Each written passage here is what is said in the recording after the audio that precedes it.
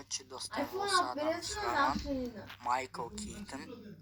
Осы адам ана ойынды шығарған. Мен сіздерге бүгін ойнаған ойынды. Ол ойын 2019 жылы шыққан. Бірінші персонаждар, ең бірінші персонаждар оның анандай қорқынышты болмаған. Ол просто ол ойынды басқаша қылып істеген.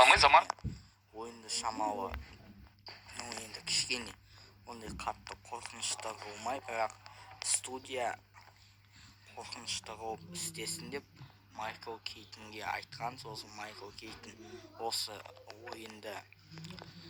ойынды істеген. Сосын оған обновление берген. Ол кезде басқа болған ойын. Бұл жақта емес, үйдің ішінде жүретін болған.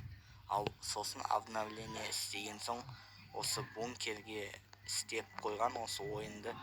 Осы ойын 2019 жылы шыққан. Өздеп ең бірінші ана Джейсон емес, ана ведьма емес, ана не емес, жаңа қорқынышты қызылдарымыз. Ең бірінші осы жертваларды ұстайтын қасқыр болған, зверь болған. Ол зверь бізді қуып жүретін, ол ойында қуып жүретін зверь. Енді сосын обновление болған соң ана ойынды өзгерткен. Джейсон қуатын болған. Сосын жаңағы қызылдағы таяқтан ұстап жүретін сол қуатын болған. Осы ойын 2009 жыл обновление 2009-да шыққан, айттым жаңа.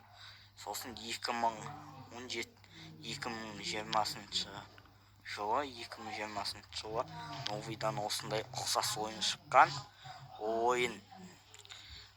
ойынды түсір десеңіз, сол туралы сол ойынды түсір деп айтсаңыз, мен сол ойынды түсіретін боламын, достар. Шынымды айтам, 2019-да шыққан. Осы Майкл Кейтон студиясы осы